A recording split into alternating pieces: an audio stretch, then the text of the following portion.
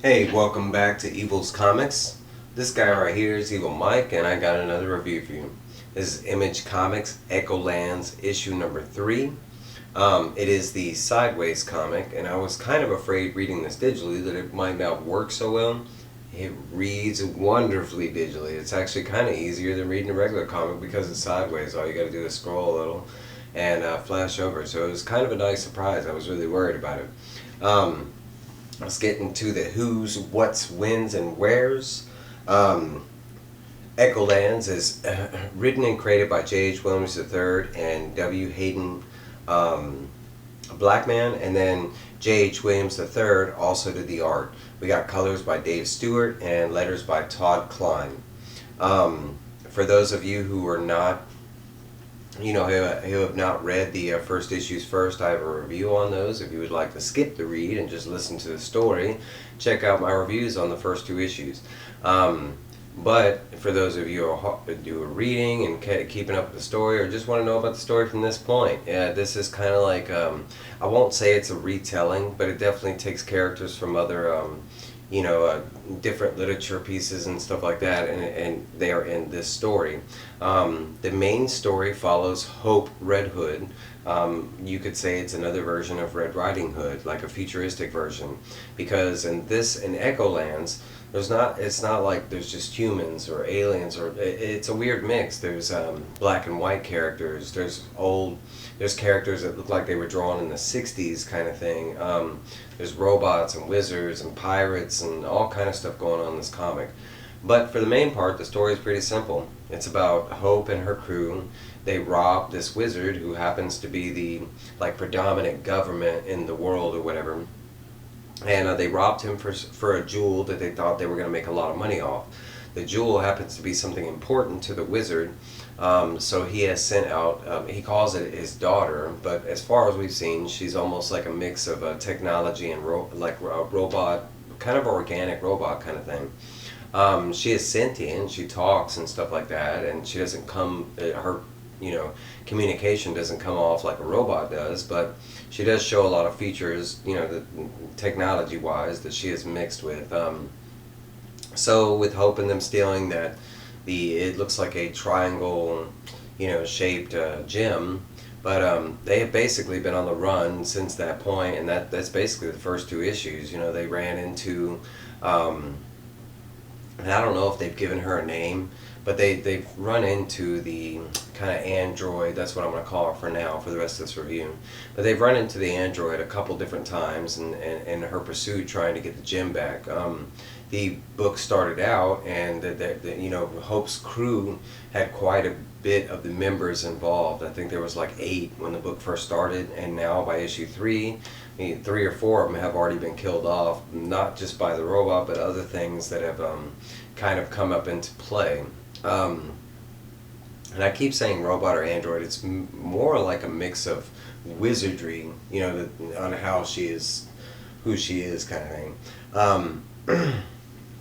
But the book starts out and it kind of touches base on Romulus, and they've kind of hinted at who Romulus was. Romulus is another character in the book that we were meeting for the first time, but he is he is in charge of Treasure Island, basically. He's in charge of all the pirates, and he's kind of like this pirate king.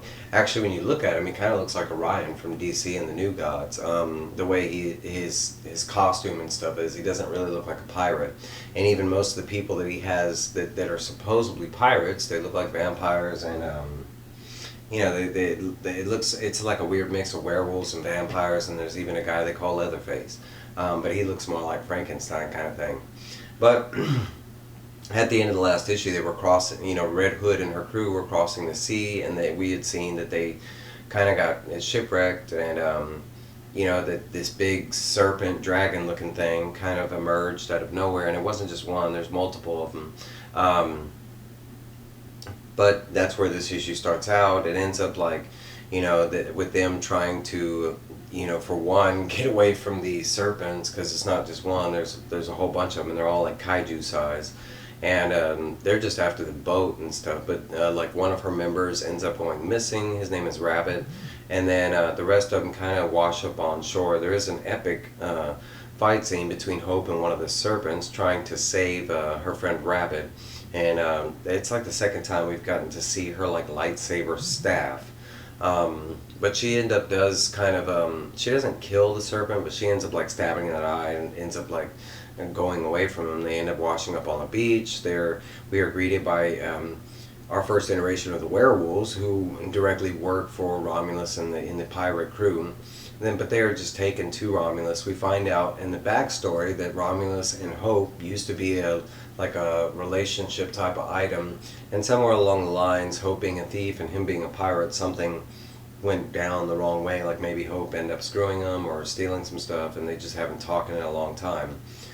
Her and her crew, they end up going to Romulus after being taken there by the werewolves. Like it's kind of like his elite guard or something like that.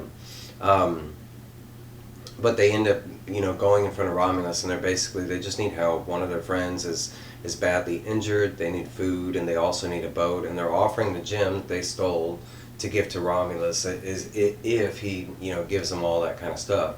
So Romulus agrees and tells him that he's going to send him to the infirmary, and he sends him down, like he says, like 40 fathoms down below the island. Like there's some kind of like underground track, and they do get in this ball-looking thing, like the Jurassic Park from Fallen World, that little, globe-looking thing. But it does end up going way down in the ocean, and once the crew gets in that thing, they kind of realize that they might have been tricked. It's more like they're trapped, and he even states that because after they end up going down there, their pursuer, the android, has shown up, and still after the gem, but she has been called there by Romulus. She didn't just show up by accident, because through the whole mix of the serpent thing, she ended up losing sight of where they were going, and so the android ended up losing, she didn't know where they had gone. So Romulus actually betrays Hope and her crew, and calls this android and tells them that, hey, I'll give you, Hope and this, as long as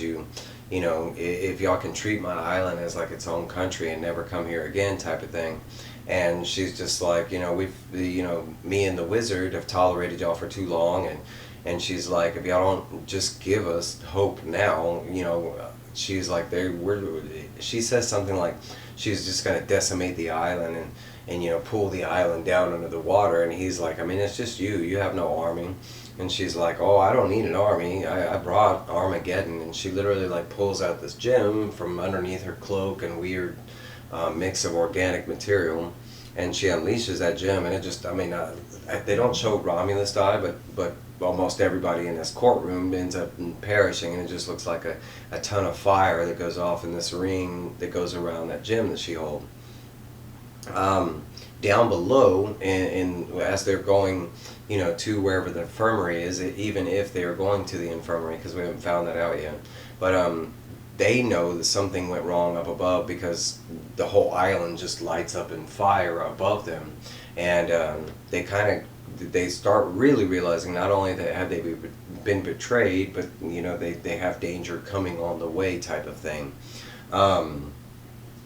And that's kind of where we leave Hope at, is in that little compartment, at the very bottom. And they show different scenes of the wizard, and he's getting very agitated about not having the gem. But for the most part, that's where they leave this issue off. It was I'm not going to say it was a quick read. It is a sideways read, and there's a ton of art to look at, and every single scene is just breathtaking and beautiful. I mean, there's two sell points for this book, in my opinion, and one is that it's a sideways book, and most people have never seen a sideways comic before. But the second thing would be the art. Now, I already love this man, J.H. Williams III. I've known him from Batwoman, and that actually got me invested into Batwoman, but he's drawn for Wonder Woman and several other different characters. But his art in this book is just phenomenal. Even if you don't read the book, I highly suggest picking it up just to look at the art, if you're not even interested in the story. But with all that being said, this is my review on the issue. It was a stellar issue. Like so far, most times we have fillers and this and that. None of this has been filler. It's been straightforward action and on a straightforward path. It's kind of nice. But that's what I got for you. I got more reviews coming. Y'all have a great Tuesday, and I'll be back with y'all in a little bit. Bye!